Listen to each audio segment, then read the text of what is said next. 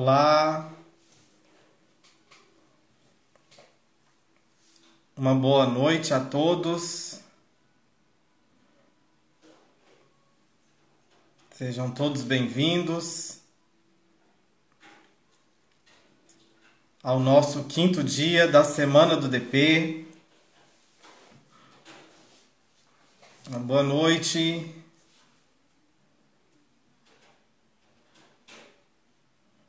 Vamos aguardar as pessoas que estão entrando à sala. Sejam todos bem-vindos.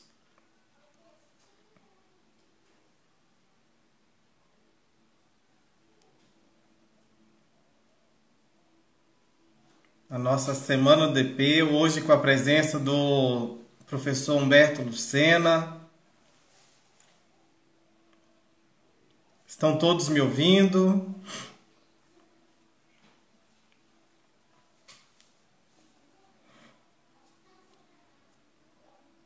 Marcelo Froza.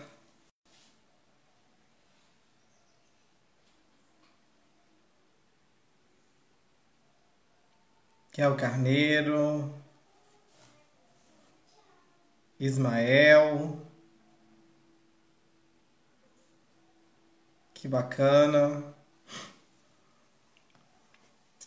Vou incluir o professor aqui na nossa live.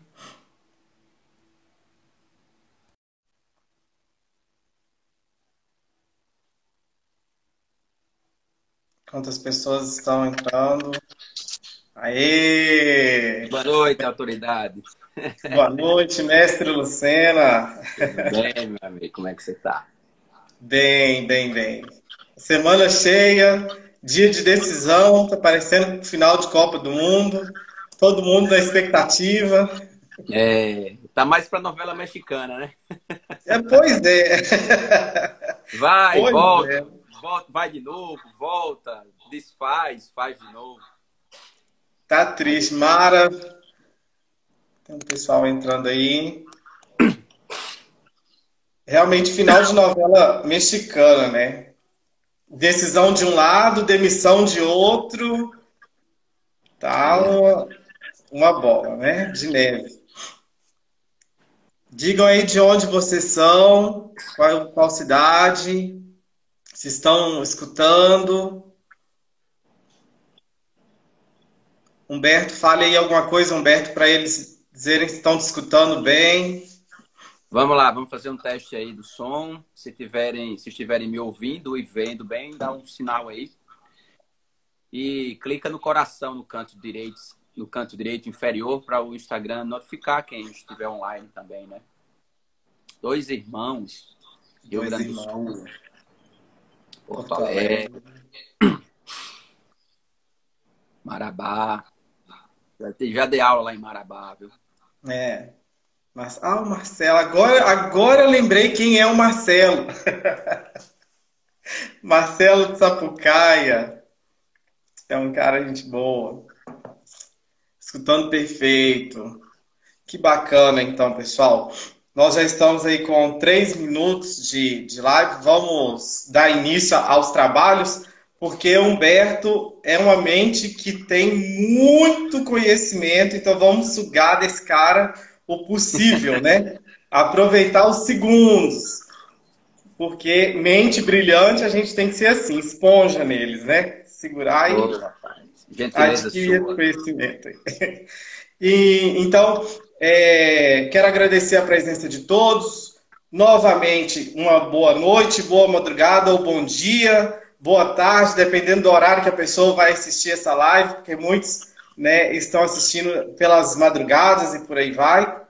Essa é a nossa semana do DP, nosso quinto dia, e hoje com a presença do professor Humberto Lucena, que é doutor em Ciências Jurídicas, nisso? Isso, isso. E também é oficial de justiça do TRT, da 21ª Isso, região, perfeito. lá em Rio Grande do Norte. E é professor em cursos de pós-graduação, inclusive pela BSSP. Para quem não veio ontem, BSSP, né? Então aí, plante sua boa sorte. com sabedoria e colha prosperidade.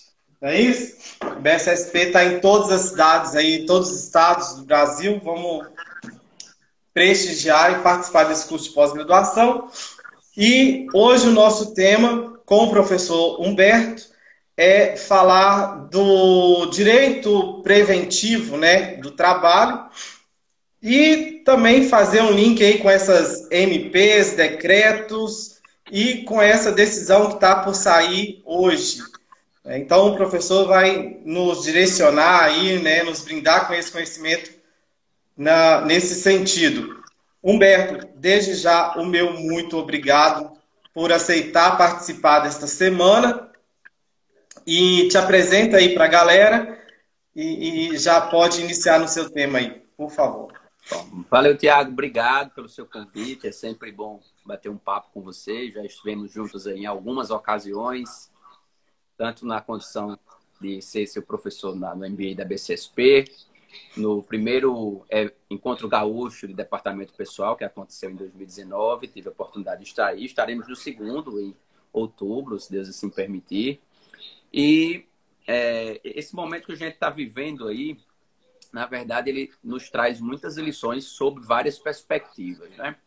Uma perspectiva social, uma perspectiva de planejamento, de relacionamento entre as pessoas, uma perspectiva jurídica, empresarial, enfim, assim por diante. Mas, fundamentalmente, só para, conforme você mencionou, está saindo um eco aí. Acho que você tem que usar o fone de ouvido, porque eu estou me ouvindo aí no seu celular. Eu sou professor de Direito do Trabalho, conforme o Tiago já apresentou aí, e a minha formação é toda na área jurídica, graduação, especialização, mestrado e doutorado, né? E sou servidor do TRT aqui há 13 anos e alguns meses. Mas, voltando aqui para o nosso tema, o que é esse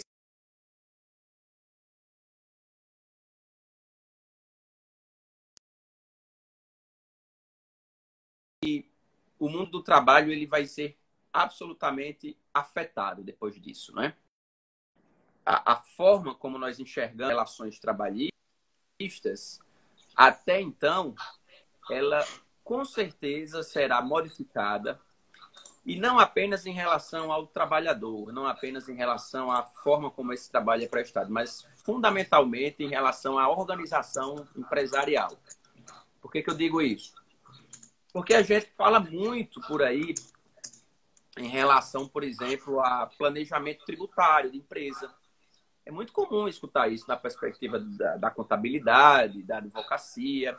A gente fala, inclusive, sobre planejamento financeiro de pessoas físicas. Muita gente aí ganhou muito dinheiro, né? Fazendo lives 5 horas da manhã, ensinando planos miraculosos para ganhar dinheiro e tudo mais. Mas quase ninguém comenta sobre o planejamento da empresa na ótica trabalhista. É como se esse planejamento trabalhista ele não fosse importante, ou ele não fosse necessário, ou ele não fosse uma realidade. E aí, esse boom da Covid-19 vem para chacoalhar essas relações que a gente tem e ensinar para dizer o seguinte, ou você se planeja também em relação aos trabalhadores, colaboradores da sua empresa, e isso se dá em 3 vertentes que eu costumo classificar. Eu falo isso no curso Direito Preventivo do Trabalho. Um planejamento individual, portanto, em relação a cada empregado. Um planejamento coletivo, que precisa necessariamente, por conta da legislação, em certas circunstâncias, dos sindicatos. Mas, principalmente, um planejamento de crise, né? Que essa é a grande inovação. As empresas elas não pensavam ou não cogitavam um cenário que pudesse fazê-las sumir, por exemplo. A gente estava vindo num pico de melhoria da economia, de recuperação de empregos. A expectativa aí é que a cada 6 meses se recuperassem 500 mil postos de trabalho. E em 30 dias o país tem 9 milhões de desempregados, dado recente agora, 9 milhões de desempregados, com a projeção de chegar até 40 milhões de desempregados se essa pandemia se projetar por mais uns 2 meses aí. Então, a gente saiu de um cenário de 11 milhões de pessoas sem trabalho para um cenário de 20 milhões em um mês, podendo chegar a quase 50 milhões. Significa dizer que a cada 5 brasileiros, um poderá estar desempregado. E nesse cenário, a empresa ela tem um papel fundamental, que é o papel de se planejar para suportar, pelo menos ter uma sobrevida em circunstâncias de crise. É isso que a gente vai bater um papo aí hoje, né? Sobre esses 3 Sim. planejamentos. E fala um pouquinho, Humberto, antes da gente começar, você também está dando cursos, não é isso? Fala um pouquinho dos seus cursos, o que você está trazendo de novidade aí, porque é interessante, né? Sim, sim. Você teve até a oportunidade de participar da primeira turma. Eu estou com 2 cursos, um curso só sobre as medidas provisórias. Tem gente que só em ouvir falar de MP já se arrepia todo, né? Que é tanta novidade uma atrás da outra, e é medida provisória, decreto, ADI, liminar, embargo de declaração, aí o Instagram diz uma coisa, o outro diz outra, enfim. Então, eu estou com um curso sobre as 3 MPs mais importantes na perspectiva trabalhista, que é a medida provisória 927, 936 e 946, né? De posse dessas 3 medidas provisórias, o empregador tem instrumentos para atravessar essa crise e só em último caso, naturalmente, ele partir para a rescisão dos contratos. Então, a gente aborda num curso de 4 horas e meia, será amanhã, dia 17, das 18h30 até as 23 horas. É um curso online, interativo, que quem estiver matriculado e participando poderá fazer perguntas em tempo real e interagir com os colegas da turma virtual. E aproveitando que a gente está aqui na live, eu já vou dar um desconto também para quem estiver participando aqui, quem quiser fazer o curso. Temos algumas vagas sobrando ainda. Mas o desconto para essa turma aqui não é o mesmo desconto para os outros, não, né? Porque os meus alunos sabem que desconto para eles tem que ser uma coisa diferenciada, senão não vale. Um desconto de 10%. Estamos começando. Estou fazendo planejamento trabalhista. Então é o seguinte. Até o final da live pode ser que ele passe para 15, viu, pessoal? Quem quiser participar do curso, Tiago, é só ir lá no meu Instagram, Humberto Lucena, aqui no canto superior esquerdo da tela tem o meu Instagram, Humberto Lucena. E lá no meu perfil tem um link, que é simpla.com.br/prof. Humberto Lucena. Você acessa o link e vai abrir uma página com 2 cursos. Você escolhe qual que você quer fazer. O primeiro é esse, a medida provisória. Amanhã ele está lá custando R$180, se não me engano, é 190, vai ter 10% de desconto aí. Pode pagar transferência eletrônica, cartão de crédito e vai ter acesso a um material e a gente vai destrinchar artigo por artigo dessas MPs. Por quê? Qual é o problema que eu percebo? É que muitas vezes, por conta da própria pressão, do cenário e da agonia do momento, as pessoas não têm tempo suficiente para parar, estudar e entender que ali tem muita coisa que está escrita e dita, mas tem muita coisa que não está escrita, mas também é igualmente dita, que é justamente onde virão os problemas de passivo trabalhista. Então, a medida provisória ela traz uma série de possibilidades que muita gente nem imagina que exista lá, simplesmente porque não está escrito. E isso, naturalmente, nem teria a obrigação de compreender, porque é algo jurídico, né? Precisaria de alguém da área. Então, a gente analisa vários casos que não estão na medida provisória, mas que são possíveis alternativas ao empregador e quais as repercussões, como é que ele pode fazer. Esse é o primeiro curso, não é? E tem certificação também, tudo direitinho. Vai receber no e-mail. Então, é só acessar o link e utilizar o cupom chamado FECONMG. FECONMG. A gente fez uma parceria com a Federação dos Contabilistas de Minas Gerais, seu estado, né? FECONMG. Ou então, e nos meus stories, lá tem a orientação, tudinho, coloca o desconto, o cupom, você vai ter o desconto de 10%. E o segundo curso, que é esse que você está se referindo aí, ocorrerá no sábado, que é o chamado Direito Preventivo do Trabalho. Nele a gente vai falar dessas espécies de planejamento trabalhista, individual, coletivo, crise, que a gente analisa desde o momento da entrevista, do anúncio do emprego, quais as cautelas que a empresa deve tomar cuidado, quais as perguntas que ela pode ou não fazer na entrevista de emprego, o que é que ela pode negociar no contrato, quais são os gatilhos e armadilhas remuneratórias que se deve prestar atenção para não gerar passivo, não pagar aquilo que não é obrigatório ou não deixar de pagar aquilo que a lei manda pagar. Enfim, cuidados na rescisão, cuidados na alteração do contrato, análise de casos sobre férias, intervalos, alguns entendimentos da jurisprudência que não chegam ao público em geral, né? E a gente dá uma pincelada bem rápida nas MPs, mas não é o foco o MP nesse curso. E a gente explica também por que é importante fazer esse planejamento e ensina o passo a passo, né? Esse curso é no sábado das 8 da manhã até às 17h30. Tivemos nossa primeira turma sábado passado, foi muito produtivo. Turma de todo o Brasil participou pela ferramenta Google Meet e também tem um desconto de 10% nessa turma aí. Então a gente tem feito esse trabalho aí de esclarecimento. Eu costumo dizer que não é um dinheiro que você vai gastar e não é apenas um investimento. Você, na verdade, você está comprando tempo, porque se você não pagar e se disciplinar para parar, sentar e estudar, você não faz, né? Se eu mandar um material para você gratuito, isso, olha, estude, dificilmente você vai parar e pensar e dizer o que é que eu posso aplicar aqui na empresa. Geralmente se estuda muito por retalhos. E aí, quando a gente estuda por retalho, a gente perde a noção do quadro completo. Por exemplo, essas medidas provisórias, elas têm uma lógica de serem sequenciadas assim. Por que elas não foram publicadas todas de uma vez só? Porque há uma lógica. Primeiro, são medidas emergenciais de uso da legislação já existente, para ter um fôlego aí de 5, 10 dias. Depois, medidas emergenciais flexibilizadoras. E, em terceiro caso, um benefício governamental. E só em último caso aí, a gente usar o auxílio, né, o BEPER, redução de jornada, salário e suspensão. E o interessante é que elas podem ser utilizadas em conjunto para alguns empregados da empresa, para todos, simultaneamente, enfim. E aí depende muito da realidade de cada empresa e é isso que a gente fala no curso. Às vezes a pessoa não tem essa percepção de que estratégias utilizar. Ou para essa atividade ser interessante fazer isso, o que é que eu não posso fazer? Eu posso fazer redução de jornada e salário para um empregado em teletrabalho, por exemplo?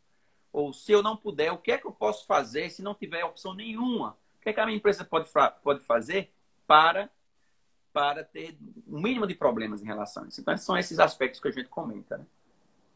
Então, linkando com o seu curso e com o tema que a gente está propondo para hoje, o quão é importante a empresa ela fazer um planejamento, né? Se ela não tinha um planejamento antes, um planejamento trabalhista, ela precisa agora, urgente, antes de tomar a decisão, ela fazer esse planejamento. Porque se ela vier tomando decisões sem pensar no futuro, né, ela vai cair aí numa armadilha que ela mesma está criando, vamos dizer assim, né? Agora, eu queria que você falasse assim para as pessoas, na sua visão, não só de advogado, de oficial, mas também de professor, conhecedor aí da legislação, o que você destacaria entre a MP 927 e a 936? Um caminho básico de opções que a empresa ela pode percorrer o mínimo, vamos dizer assim, o mínimo cautelar, né? Porque fechar o olho para a vida não pode nesse momento, né? Nesse sentido, assim. É verdade. Bom, primeiro de tudo, sobretudo o microempreendedor. Eu creio que a gente fala fundamentalmente para esse público, né? 70% dos empregos do Brasil são gerados por micro e pequenos empreendedores. Então, essa turma é que leva o país nas costas e quem mais está sofrendo, porque a grande empresa sofre o baque econômico, sente, mas ela tem uma estrutura, uma assessoria, ela tem caixa, não é? Para suportar algum tempo, muito mais do que o dono do restaurante, da marmitaria, da borracharia, da esquina. Bom, o que é que esse perfil de empresário, microempreendedor, eu costumo dizer que não é nem empresário, é um sobrevivente, né? A gente não pode nem falar que é propriamente empresário. Nossa, fulano é empresário. É um sobrevivente, de repente, às vezes perdeu o emprego, é ali um MEI, está querendo escapar, como se diz aqui no Nordeste. Veja, o primeiro ponto que uma empresa deve fazer é saber o que é que eu já posso utilizar de imediato, no sentido que o empregado já tem o direito adquirido e eu posso fazer com que ele usufrua desse direito. Por exemplo, no primeiro momento da crise, que a gente não sabia o que é que ia acontecer, isso é perfeitamente aplicável ainda, é relativamente recente tudo isso, né? Temos aí torno de 30 dias, mas pouco menos de 30 dias. Sim. O que é que eu posso fazer? Os meus trabalhadores têm férias adquiridas? Eles podem ser colocados de férias, porque o período de férias, de acordo com a legislação, é aquele que melhor atende aos interesses do empregador. Aí você pode questionar, mas veja só, esse período, o empregado não vai usufruir férias, ele vai ficar em casa e tudo mais. Mas a gente tem que levar em conta que estamos diante de uma situação de calamidade pública. Todas essas medidas que nós estamos visualizando aí são medidas para a preservação do emprego, da renda e das empresas. Se não tiver empresa, não tem emprego. Se não tiver emprego, também não tem empresa, porque a empresa precisa vender para alguém. E é a pessoa que está gastando o salário lá no supermercado, lá na academia, no shopping, assim por diante. Portanto, primeiro passo, o que é que eu já tenho de direito adquirido do trabalhador que eu posso fazer com que ele goze, usufrua, não é? E ele não vai precisar vir trabalhar. Temos férias individuais, férias coletivas. Se as férias estiverem em fase de aquisição ainda, tem 6 meses de contrato ou 1 ano e meio, mas já gozou férias do primeiro período, tem só 6 meses do segundo período aquisitivo. Eu posso colocá-lo proporcionalmente em relação às férias. E aí eu já, imagine só, tem 6 meses de contrato, coloco ele de férias proporcionais, 15 dias já dá para eu pensar o que é que eu vou fazer a seguir. Porque essas medidas, se são planejadas, eu preciso, sabe, eu tenho que ter planejamento para 15 dias, para 30, para 45, para 60, para 90. Por quê? A gente não sabe, a divergência de informação é muito grande. O ministro diz que vai durar 3 meses, o presidente diz que dura 30 dias. Aí um cientista diz que dura 40, entendeu? Então ninguém sabe mais o que, é que pode acontecer. A gente tem que sempre pensar assim, 10, 15, prazos curtos, né? E aí tendo essa ideia. Coloca de férias. Se não tiver, se já usou essas férias, há uma outra possibilidade que é colocar o empregado de licença remunerada por período superior a 30 dias, que ele perde o direito às férias que ele já tinha adquirido. Então você já ganha aí mais, você já tem 45 dias de possibilidade, né? Mas não quer pensar isso. A minha empresa tem banco de horas. A legislação, inclusive, criou a possibilidade do banco de horas negativo, que era muito discutível nos tribunais, que o empregado ele já sai devendo horas para a empresa, né? Então, tem um banco de horas. As horas extras que eu tinha já converto em folgas. Ou então, eu vou colocar ele de folga agora e depois ele me compensa, não é? Antecipação de feriados civis. É um perigo esse banco de horas negativo, né, a ser acreditado. Eu acho isso um perigo.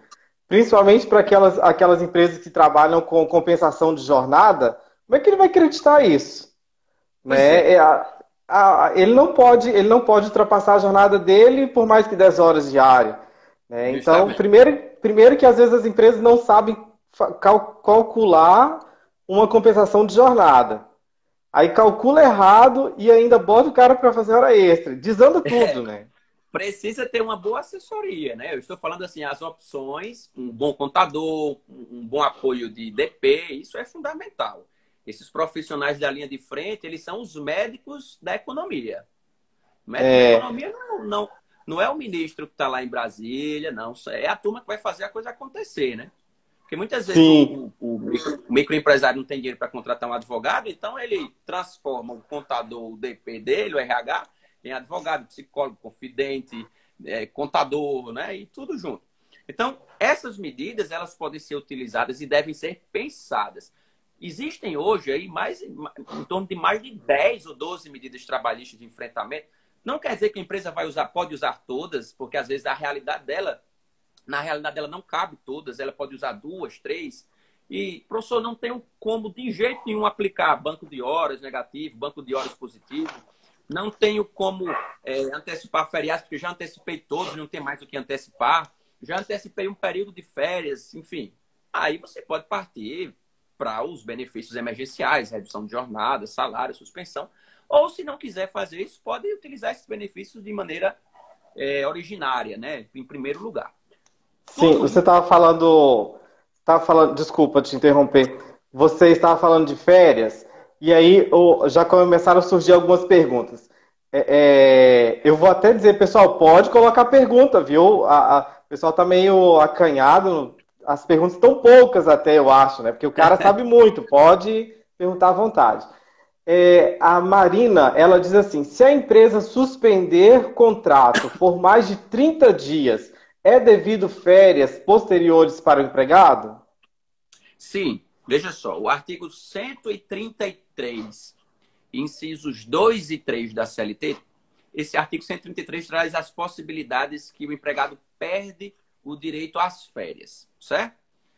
Uma dessas possibilidades é que o empregado ele receba salários, ou a empresa por período superior a 30 dias, ou a empresa não funcione durante esse período e paga salário para o empregado. Qual é o problema? Que quando eu suspendo o contrato, ele não recebe salário.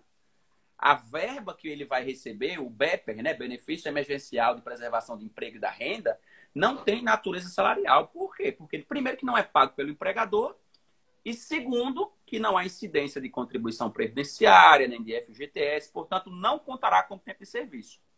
Então, nessas circunstâncias, é como se os efeitos do contrato de trabalho eles fossem paralisados, como se desse uma pausa no tempo de serviço desse empregado. Então, se ele tinha 11 meses de contrato de trabalho ali, e teria mais um mês, né, para ter o período aquisitivo total, aqueles 11 meses ficam paralisados enquanto o contrato estiver suspenso. Então, não faz sentido falar direito desse período de suspensão como tempo de serviço, diferentemente da redução de jornada de salário, porque ele está trabalhando. Recebe salário do empregador, mas está trabalhando. Reduzido, mas está trabalhando. É diferente. Um caso é suspensão e outro é interrupção do contrato. E se as férias já iriam dobrar? Paga com multa ou sem multa? E as férias já iriam o quê? Dobrar. Pois é. Aí a gente tem que... Utiliza o mesmo raciocínio da pausa, né, do contrato, mas, lembrando, mais uma vez, o planejamento de férias é uma das espécies de planejamento trabalhista que a empresa tem que ter com o empregado. Quando a empresa deixa para conceder férias aos 45 minutos do segundo tempo, ela está se arriscando por demais, porque qualquer circunstância que acontecer ali, ela não conseguir conceder dentro do período concessivo, invariavelmente vai pagar dobrado. Depende muito de quanto tempo faltava para acabar esse aquisitivo, né? E de que tipo de estratégia a empresa usou. Se foi suspensão, o contrato fica paralisado. Se foi redução de jornada e salário, não. Está contando. Justamente. Agora, Humberto, no caso lá do home office, o Everton Peixoto, acho que o Everton é de Porto Alegre, de uma administradora de condomínio, se eu não estiver enganado. Ele diz assim, olha, pode haver redução salarial e jornada do home office? Bom, vamos lá. Vou fazer igual a Jack, o estripador. Vamos por partes, né? Ele diz, vamos por partes. Para a gente entender, primeiro vamos diferenciar o que é home office de teletrabalho, que muita gente acha que é a mesma coisa. São coisas diferentes. Não é. São diferentes. Não é a mesma coisa. Muito embora, para efeitos da MP 927, o legislador, né, tenha equiparado para efeito de controle de jornada, mas os conceitos são diferentes. Teletrabalho é aquele serviço prestado pelo empregado preponderantemente fora das dependências do empregador e com auxílio de tecnologia da informação e tecnologia de comunicação. Então, uso de sistemas, base de dados, fazer login e logout, enfim, né? Utiliza Apple não, iPad, computador, celular. Ele trabalha com tecnologia. Ele não é um trabalho, um trabalho braçal. E não precisa ser necessariamente só em casa. Pode ser numa lan house, numa estação de coworking, enfim, onde é que ele quiser. Onde ele quiser. O trabalho à distância, o trabalho em casa, é qualquer trabalho que é desempenhado fora da empresa, não necessariamente com o auxílio dessa tecnologia. Então, a costureira, por exemplo, faz um home office, mas ela não é teletrabalhadora. Essa diferenciação é muito importante porque as regras são diferentes de um para o outro. Mas, durante a pandemia da Covid-19, a MP 927 estabelece o seguinte, que teletrabalhador e home office, trabalho à distância, estão todos no mesmo buraco para efeito de controle de jornada. O que é que isso quer dizer? Lá na CLT tem um artigo que diz o seguinte, que quem for teletrabalhador e durante a pandemia também, home office, enfim, trabalho à distância, não tem direito às regras de jornada de trabalho. O que é isso? Ele não tem direito à hora extra, não tem direito ao adicional noturno, ao intervalo intra-jornada de no mínimo 1, máximo 2 horas. O interjornada dele não necessariamente é de 11 horas, ele pode chegar antes e sair depois. Por que não tem esse direito? Porque é ele que faz o controle do trabalho dele. Se ele quiser trabalhar de madrugada, ele trabalha. Se ele quiser trabalhar à tarde, ele trabalha, desde que a empresa não faça o controle da jornada. Por exemplo, exige que 8 da manhã ele entre no sistema. Tem empresa que está exigindo que o cara dê bom dia no grupo do WhatsApp, que é uma forma do empregador saber que ele está trabalhando. Se a empresa fizer isso, deixou de ser teletrabalhador nesse sistema de falta de controle, tá? Por que é que, a princípio, eu não posso fazer redução de jornada e salário com o teletrabalhador? Ora, se eu não tenho o controle da jornada dele, se eu não sei a que horas ele começa a trabalhar, a que horas ele termina, ele pode trabalhar no mesmo dia, fazer o serviço dele em 8 horas, em 10, mas pode fazer em 2, em 4, em 6. Como é que eu vou reduzir algo que eu não sei por quanto tempo efetivamente ele trabalha? Então, esse é o primeiro ponto, né? Esse é a primeira dificuldade. Se a gente pensar bem, no final das contas, a empresa que faz isso, ela só está reduzindo o salário. Porque se ela continua dando a mesma quantidade de trabalho para ele e faz redução de jornada e salário de 50%, por exemplo, ele vai ter que fazer a mesma quantidade de trabalho que ele fazia, ganhando a metade do salário. Então, essa redução de jornada e salário, ela não tem muito sentido, né? Sim, então, até porque, às vezes, muitos bônus ou gratificações estão atreladas ao desempenho, à entrega. Perfeitamente. Então... Perfeitamente. Mas, Tiago, pode acontecer, a gente pensar no lado do empregador também, né? Nesse momento, a gente tem que analisar os dois lados da moeda, ou seja, minimizar os riscos da empresa, mas dentro dessa visão mais ampla, alguém pode questionar, rapaz, ou eu coloco, ou eu reduzo jornada e salário do meu empregado, que não pode prestar o serviço na sede da empresa, ou eu vou ter que colocá-lo para fora. Se todas as medidas, se nenhuma outra medida for possível, que a gente já comentou aqui, se só restar essa, o risco existe, não é? Porque há uma incompatibilidade entre os institutos de teletrabalho e redução de jornada. Mas como é que o empregador poderia fazer para correr menos riscos? 2 sugestões. Se numa semana ele trabalha de segunda a sábado, por exemplo, ele trabalharia a metade dos dias só. Porque, muito embora não houvesse redução de jornada e salário, especificamente em relação à quantidade de horas, mas a metade do tempo que ele trabalharia, foi cortado. Então, é uma forma da empresa se defender num eventual questionamento.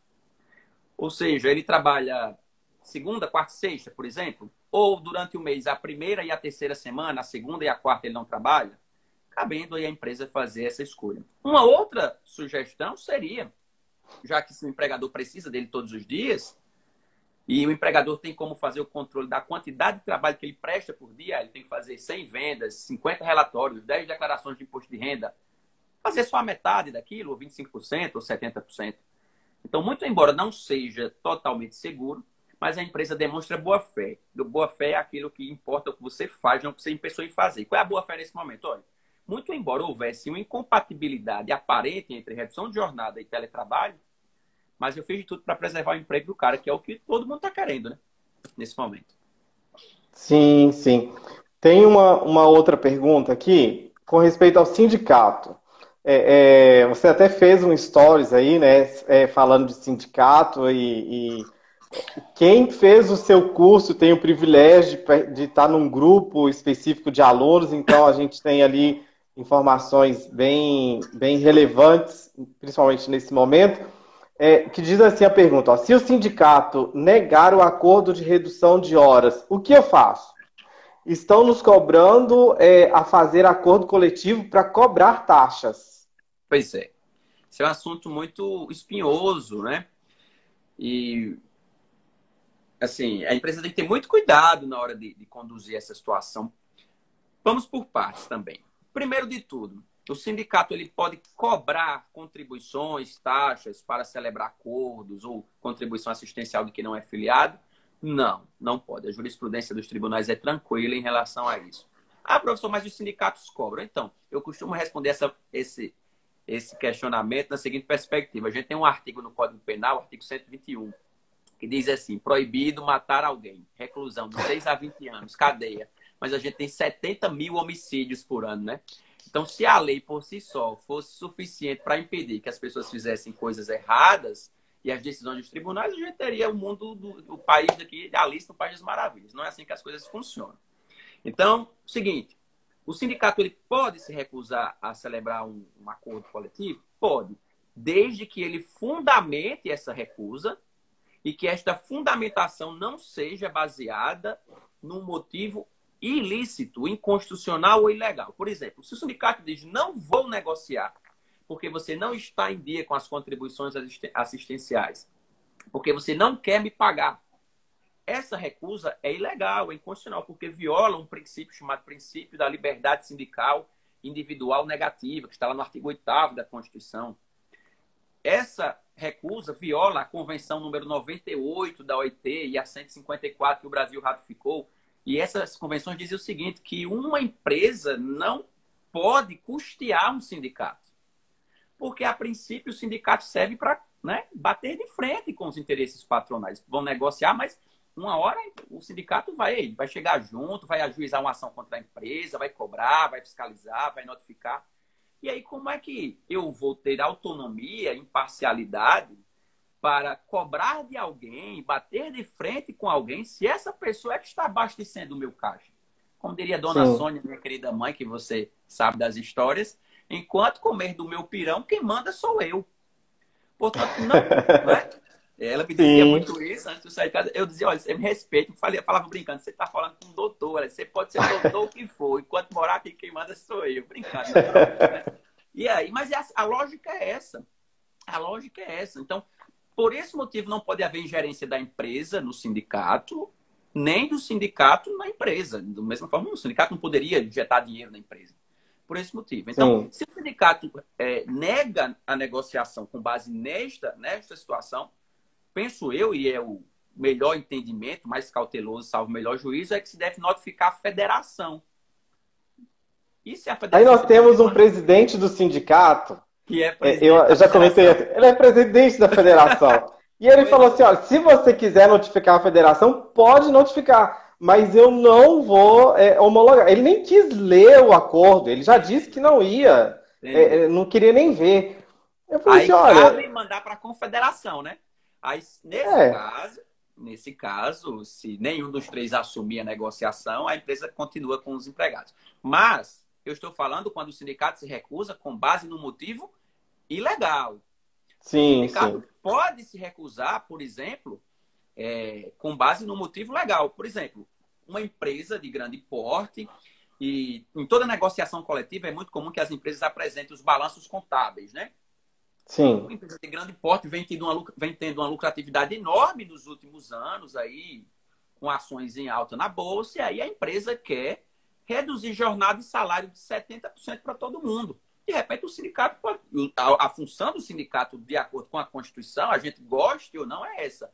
Defender o interesse dos membros da categoria dos trabalhadores. O sindicato pode dizer, não, 70 é demais, vai ter um baque econômico muito grande, vamos fazer 50.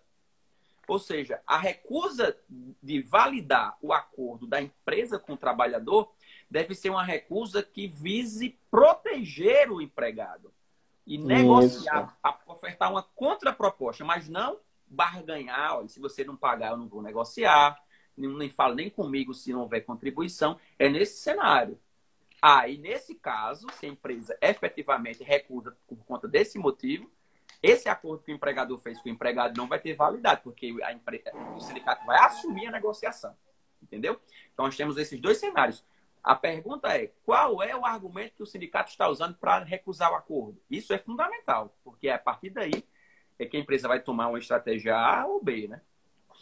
Sim. Nós tivemos até alguns sindicatos que foram prudentes. Eles, assim que receberam, disseram que tinham recebido, mas que não iriam tomar nenhuma decisão até amanhã. Porque eles estavam aguardando a decisão do STF. Né? Mas pelo menos tiveram o bom senso em responder que receberam. E a consideração, né? É uma consideração, né? Foi uma consideração. Porque tem uns que nem isso, né? Nem isso. Desativa o azulzinho do WhatsApp para não ver que visualizou, né? É bem isso. Gostaria de saber sobre o pagamento subsequente de férias. se o primeiro dia de gozo for 4 de maio, o pagamento será 5 de junho? Sim, né? Isso. Até o quinto dia do mês Do mês subsequente. subsequente. Justamente. Isso. Eu recebi uma pergunta interessante essa semana de um dos alunos, Tiago, lá da nossa turma de Direito Preventivo. Quando a turma começa a estudar as medidas provisórias, né, e começa a ficar mais expert, é interessante que o raciocínio fica apurado para ver situações que antes elas não conseguiam visualizar. E ele chega para mim e diz, professor, eu posso colocar meu empregado de férias dia 1º de maio, no dia do feriado? Porque e era o último dia do período concessivo, sabe? E assim, para ele não pagar dobrado. Eu disse, mas por que isso? Isso não é porque se eu conceder antes, eu vou ter que pagar. Se eu conceder no dia 30 de abril, eu já tenho que pagar até o quinto dia útil de maio, né?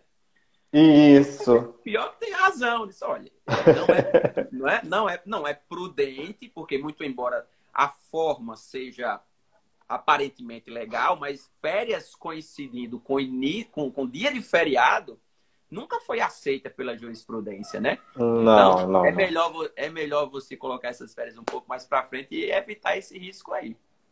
É. Ele colocou, veio a regra de 2 dias antes de feriado ou o descanso, né? Mas iniciar no dia do Justamente. feriado, acho que nem a MP perdoa. Não, nem a MP perdoa. Não tenha nem dúvida. Não é uma carta branca. É bom esclarecer Não. isso, Tiago. Essas medidas provisórias não é uma carta branca para a empresa fazer tudo o que ela bem entender. Não é. Ela deve tomar as cautelas dentro da lei. E também não é uma carta branca para oportunista, certo?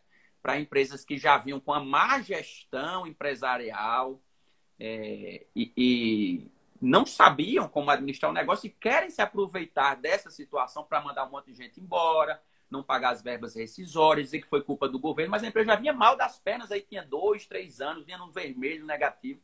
Então, esses casos dos oportunismos, a fiscalização, o Ministério Público, a Justiça do Trabalho irão analisar com os rigores da lei. Não adianta achar que joga na conta do governo, fato do príncipe, força maior, de todo jeito, não é assim. Só para esclarecer, Pode falar. quanto mais medidas o governo disponibiliza para as empresas, quanto mais estratégias, banco de horas, férias, feriados, benefício emergencial, né, parcelamentos, enfim, microcrédito, a gente teve outras medidas provisórias que não eram de temas trabalhistas, possibilidade de você parcelar FGTS, medidas provisórias relativas à energia elétrica das empresas, enfim, um monte de situações. Tivemos mais de 10 medidas provisórias nos últimos 20 dias aí. Quanto mais medida provisória surge, mais fraco fica o argumento da rescisão por força maior e fato do príncipe. Compreende? Porque Sim. lá na frente, numa reclamatória trabalhista, quando o empregador disser, olha, eu rescindi o contrato, o juiz vai dizer, mas com 10 dias de Covid você botou todo mundo para fora e quebrou? E onde é que fica a alteridade? Que o risco do empreendimento é por conta do empregador. O risco do empreendimento, que a gente chama de alteridade, está lá no artigo 2º e 3º da CLT, é justamente essa necessidade de planejar o negócio. Se você ficar milionário ou tiver uma perda de milhões, o empregado vai receber o saláriozinho dele do mesmo jeito, daquele valor, entendeu? Então não dá para dividir os prejuízos com o trabalhador, porque ele deixaria de ser empregado para ser sócio, né? É diferente. Então, quanto mais medidas existirem, mais frágil o argumento dessas rescisões apressadas. Sim. Olha só, tem uma pergunta até interessante. Um colaborador, um empregado, ele trabalha numa empresa e o empregador quer suspender o contrato de trabalho. Porém, esse empregado possui um MEI. Ele tem um CNPJ, ele é um MEI. Pode suspender o contrato mesmo assim? Sim, né? Sim, sem problema. Ele só não receberia aquele Corona Voucher, né, de R$ 600. Aí, se ele tivesse outros requisitos que impediriam. Só o fato de ter MEI não impediria. Até uns requisitos. Mas o fato dele ter um MEI não é um problema para ele reduzir ou suspender. Tá. A suspensão do contrato por mais de 30 dias ocasiona a perda de férias? A gente já respondeu isso aí, né? Não, só licença remunerada, né? Isso, justamente. As férias não. A partir de quando começa a valer a suspensão dos contratos? O trabalhador vai receber alguma quantia durante esse período? Bom, aí a medida provisória estabelece que o empregador deve ajustar por escrito com o empregado e o início da suspensão ou da redução é de pelo menos 48 horas dali para frente. Então, hoje, já é quinta-feira, né? Vamos supor que hoje seja quinta hoje? Não, é quinta, né? Quinta, tô perdido. Isso. Para mim, todo dia é domingo agora. Suponho que hoje seja quarta. Ajustei com o empregado hoje, a redução ou a suspensão, no mínimo, deve começar na sexta. E o que é que eu faço com esses 2 dias aqui que eu celebrei, né? Entre a data da celebração e o início dos efeitos. Bom, a princípio, esses 2 dias ficam a cargo do empregador, né? Mas há quem diga que o governo também é responsável. Mas não é porque o pagamento do benefício é contado 30 dias ali para frente, né? É o que a legislação determina. Há um problema aí operacional, me parece, no empregador web. A gente estava discutindo isso em algum grupo de WhatsApp, que lá pede uma data da celebração do acordo, mas na verdade queria dizer a data do início da suspensão. É algo Do nesse início da sentido. suspensão. Isso. E tem essas divergências operacionais aí. Quem escreve a lei não sabe como a gente Leis operacionaliza, né? trabalhistas feitas por quem não trabalha, né? É bem assim. É, é, Tem uma pergunta aqui, eu não sei muito, mas vou jogar para a gente aí. Nesse período, alguns bancos não estão aceitando descontar cheques do próprio banco na boca do caixa. Como, por exemplo, o Sicredi. Estou falando Sicredi porque está escrito aqui, mas não tem nada contra, hein? Isso está previsto? Bom, Olha, tudo que for fora do mundo do trabalho, eu costumo dizer que eu não faço nem questão de me atualizar, sabe? Porque é eu tanta digo o coisa para seguinte, mudar. né? Já passou da hora de fazer uma conta bancária, né? Uma conta salário. Em É tempos de verdade. pandemia, a pessoa não tem que sair de casa, e é casa, trabalho, trabalho, casa e deu, né? Não, e cheque, Então, o título de crédito, cheque, hoje em dia, assim, ele caiu tanto em descrédito, né, por conta da falta de fundos, que eu acho que uma empresa que ainda aceita cheque, ela corre um risco muito grande, né? é, a Andriele Cruz, ela pergunta, caso o sindicato não responder, Bom, vai atrás de acordo. da federação ou É, confederação, né? confederação, justamente. Porque os empregados. O sindicato que é a mesma coisa. Em relação ao século benefício, como será feito? Século, não entendi. A Marina, faça uma pergunta de novo, Marina, por favor. Ela falou século, não entendi. Vamos lá. E com relação ao benefício, como será feito quando alguém recebe menos que o mínimo como aprendiz? Se a empresa suspender o contrato, esse aprendiz ganha R$ 600 quando recebe o benefício? Bom, Tá, esse é o Bepper, né? é. Não, pode falar. Mas tem que entender que o Bepper, ele é norteado, o mínimo que a pessoa recebe de seguro-desemprego é um salário mínimo. Justamente. Né? Justamente. Então, você pode colocar qualquer valor lá naquele empregador web que ele vai se basear no que está informado lá no CNIS. Isso a gente já pegou nas reuniões do DataPrev. Mas você tem que informar a remuneração dele. Se ele não alcançar o salário mínimo, ele vai ser norteado pelo salário mínimo igual. Perfeito. Né? Justamente. Então, O cálculo é sempre sobre o salário, o seguro-desemprego, que não pode ser inferior ao mínimo, né? isso. Muita gente fazendo rescisão de força maior. E aí, Humberto? Essas daí podem guardar essa força maior toda para se defenderem na Justiça do Trabalho depois, porque invariavelmente vai parar lá. Entendeu? Olha só, O, Tiago. Olha só como isso é perigoso. Não é que a força maior não exista, nem o fato do príncipe, mas precisa ter muita cautela para se aplicar nesse momento. Vamos pegar o exemplo dessa força maior, que eu chamo força maior própria. Eu fiz até uns stories sobre isso, explicando a diferença entre um e outro, está lá nos destaques no meu Instagram. Na legislação, só é força maior quando a empresa fecha suas portas ou o estabelecimento no qual o empregado prestava o seu serviço, tá? Por conta de um ato que independe da vontade do empregador e empregado, que é a força maior. A pandemia é força maior? É. Mas só seria força maior se a empresa fechasse as portas. Ela quebrou, entendeu? E junto com ela, os contratos vão embora. Só que o detalhe é o seguinte, a força maior não há direito ao aviso prévio. Há gente que defende que há o direito, mas muitos tribunais entendem que não, porque o empregador não teve culpa para a rescisão, não é iniciativa dele, né, a ruptura do contrato. E a multa do FGTS é paga de 20%. Só que o artigo 18 da lei do FGTS, da lei 8.036 de 90, estabelece que a força maior deve ser reconhecida pela Justiça do Trabalho, ou seja, vai precisar de uma ação judicial. Aí tu fazes a rescisão por força maior, quando vai lá para a Caixa Econômica para sacar o FGTS e pagar a multa, ela pede cópia da sentença. Entendeu? E aí o empregado nem recebe a multa, nem consegue sacar o FGTS. Esse empregado que nem tinha pensado em ir para a Justiça do Trabalho, se a rescisão fosse feita de outra forma, mútuo acordo, aquele distrato, né? Se fosse uma homologação de acordo extrajudicial, ou as verbas rescisórias normais, agora ele vai para a Justiça do Trabalho para questionar se é força maior ou não, e ele vai pedir tudo, meu amigo. Ele vai pedir hora de salubridade, periculosidade, dano moral, assédio, entendeu? Vem o combo aí dos outros, porque ele não vai pedir só, ele não vai pedir para você, eu quero que você reconheça que é força maior. Ele vai fazer o download aí de todas as raivas que ele teve da empresa nesse tempo, e aí muitas empresas falham na gestão do contrato, ele vai pedir tudo de uma vez. Ou seja, o empregador, porque não usou o planejamento trabalhista adequado, querendo economizar nesse momento, ele nem sabe que está só aumentando a bola de neve para ele, porque ele está colocando a bola no pênalti para o empregado ir lá bater o pênalti sem goleiro, entendeu? É complicado. A conta sai mais cara depois, né? Muito mais, muito mais.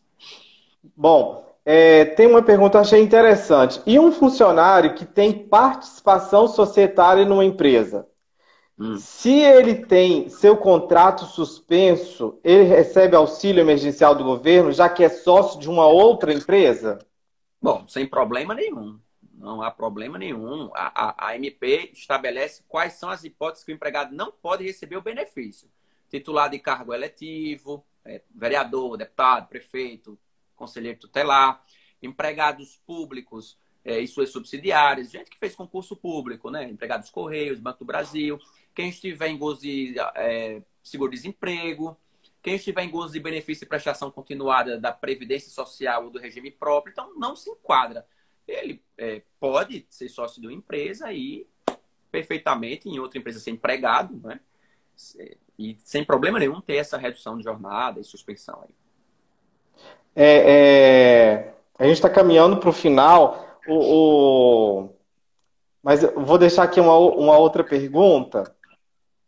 Tem uns fãs aqui te seguindo. Na redução de jornada e salário, o benefício de vale-refeição é pago 100%? Cara, isso aí vai ser uma briga boa na Justiça do Trabalho. Eu estou falando refeição porque o transporte é certo que não. Se houve suspensão do contrato, não há nem se falar em transporte. Mas vamos na refeição. Refeição. Isso. Então, vamos lá. Existem argumentos para o sim e existem bons argumentos para o não. Nesses casos, é sempre bom eu costumo ensinar aos meus alunos um raciocínio dedutivo, né? Construindo a lógica das coisas. Porque quando você entende a lógica das coisas, fica mais fácil você responder outras perguntas pela lógica. Para que serve o vale-refeição? Se for aquele que é concedido para o almoço, né, no intrajornada. Isso. Para que o empregado ele se alimente durante a jornada de trabalho. Ponto. Ok. Certo? Então, ele é uma verba de natureza vinculada. O trabalhador recebe para que ele almoce e depois do almoço ele volte à jornada. O fato de estar trabalhando em casa, ele deixa de trabalhar para o empregador? Não. A diferença é que, em vez de trabalhar na empresa e almoçar no restaurante, no refeitório, enfim, na barraca da esquina, ele vai almoçar em casa. Então, muito embora seja muito razoável que a empresa pense em cortar o benefício, mas se ela corta esse benefício aí, o que é que está acontecendo? Ela está transferindo a responsabilidade dela para esse empregado que já vai receber um salário menor. Portanto, vai ter um custo com alimentação maior. Esse é o primeiro ponto. O segundo ponto é que a própria medida provisória estabelece que durante o período de suspensão do contrato, o trabalhador terá direito a todos os benefícios pagos pela empresa. Plano de saúde, plano odontológico, o vale-refeição não é uma verba obrigatória por lei, mas se a empresa se compromete a pagar, é um benefício. Então já temos um segundo argumento aí para a empresa não poder deixar de pagar. Em terceiro lugar, a gente tem que ver onde é que esse vale-transporte, esse vale-alimentação estava previsto. Era no contrato de trabalho? Era por força de uma convenção coletiva? Porque tem muitas convenções, Tiago, que dizem o seguinte, que independentemente do empregado trabalhar na empresa ou fora dela, ele vai ter direito ao vale alimentação, independentemente dele faltar ao trabalho. Então, a gente precisa saber o que cada convenção diz a respeito. Então, a princípio, não seria possível cortar por esses três argumentos que eu mencionei aí para você, tá? Ok. Bom, meu querido, antes de encerrar, eu quero destacar aqui alguns nomes de pessoas chegadas, né, que têm nos acompanhado aí já até esse quarto dia de lives. A professora Jari Barreto, a Eusa Bispo, a Poliana Tibúrcio, Tiago Fred, hoje a professora Mel Valentim está aí na nossa live. O Claudeci, quando eu falei, seu seguidor, Claudeci, ele disse assim, ó, esse global já perdeu a referência do tempo. Grande abraço, Humberto. Tô falando desse cara, viu? Claudeci é bom demais. Claudeci e a professora Iris, que está aí também nos prestigiando nessa live, né? Então, é muito bom saber que vocês estão aí conosco. E Humberto, eu queria que, antes de fechar, assim, em um minuto, né, tu dissesse aí alguma coisa para as pessoas, como te acompanha, nesse sentido aí, fica à vontade. Tá bom. Tiago, em primeiro lugar, agradecer você pelo convite aí, mandar um abraço para toda a galera do Brasil, em especial do meu querido Rio Grande do Sul, que sempre me recebeu de braços e portas abertas. E todo mundo aqui que acompanhou a nossa live, a gente se empolga, uma hora dá para falar pouca coisa, né, considerando a quantidade de perguntas. Convido a me seguir aí no Instagram, Humberto Lucena, tudo junto. Todo dia tem alguma dúvida que eu respondo. E estamos, mais uma vez, para quem chegou depois, com 2 cursos abertos, um só sobre MP, que vai acontecer amanhã à noite, então a hora de fazer a matrícula, a inscrição é agora. Quem estiver acompanhando essa live vai ter 10% de desconto lá. O link está no meu perfil do Instagram, lá na bio. É só colocar o código FECOM, FECONMG, né, que é a Federação dos Contabilistas do Estado de Minas Gerais. E temos um curso de Direito Preventivo do Trabalho o dia todo também, que vocês terão aí 10% de desconto caso queiram fazer ou um, ou outro, ou os dois intensivão. E dizer que nesse momento é um momento muita cautela, muita calma, todo dia tem novidade, amanhã teremos decisão nova do Supremo em relação a esses acordos individuais, só começou hoje a sessão. Pode mudar tudo, pode ficar do jeito que está, pode, enfim, mudar uma parte. Particularmente penso eu, que o Supremo não vai manter a liminar do Lewandowski do jeito que ela está, então provavelmente terá mudanças aí. Não exatamente do jeito que ela está, vamos aguardar e que Deus nos dê muita serenidade, sensatez para sobreviver a isso tudo com o mínimo de danos possíveis, né? E um abraço aí para todo mundo. Show. Bom, para quem está nos acompanhando, a gente está a semana toda anunciando, né? No dia 15 de outubro deste ano, nós teremos o segundo encontro gaúcho de profissionais do Departamento Pessoal em Porto Alegre. As inscrições já estão abertas lá no simpla.com.br/assessoria verbo. Tem o site enguidep.com.br. Vai lá. Humberto estará nesta edição novamente. Vai nos brindar aí com a sua presença. E esta semana, amanhã, nós temos a live com a professora Tânia Gurgel. Nós vamos fechar aí, né, com a presença dela. E, Humberto, mais uma vez, te agradecer pela sua presença, pela parceria. Humberto, posso dizer, um amigo, né? Está sempre aí nos ajudando. E é um mestre. Sigam Humberto, Se vocês veem que está acontecendo um evento Humberto, participe. Humberto, dá um sorriso aí que nós vamos tirar uma foto agora. Show! 18 segundos para encerrar a live. Gratidão a todos que estiveram conosco neste dia e aguardo vocês amanhã no fechamento